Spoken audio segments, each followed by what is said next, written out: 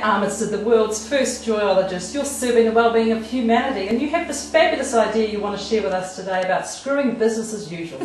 I certainly do. My vision is to have joyology departments in every hospital, right alongside haematology, radiology, pathology, and also to have departments of humour resources in every business.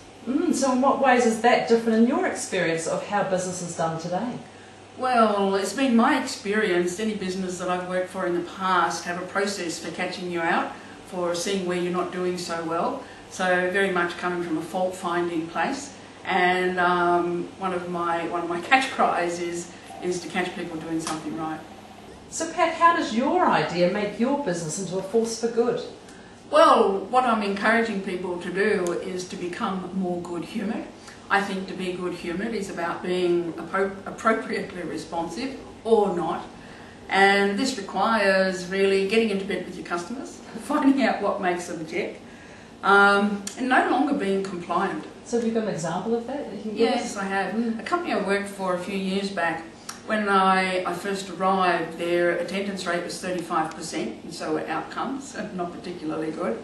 And their process at the time was people got 3 warning letters and then they were out. And the warning letters, you know, there was nothing inviting within their content. And so I refused to use those tools and instead went and sat with the customers. And as I found out enough about them, I wrote them all a one-page letter honouring, acknowledging, celebrating the progress that they'd made. And over the 2 years that I was with that company, I wrote over 2,000 pieces of personalised mail, all 1 page long. And when I left at the end of that 2-year period, the attendance rate was 95%, and so were outcomes. And my entire focus was to catch people doing something right. Fabulous. So whose lives will be made better by this? Well, I think it's not just those in the immediate environment.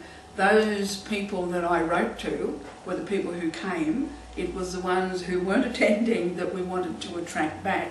And once we start creating this high trust environment and an honouring environment, the energy just filters out. So, you know, it'll go to the orphans in Russia, 1 million orphans in Russia. It'll go to the 23 million people with HIV and AIDS in Africa.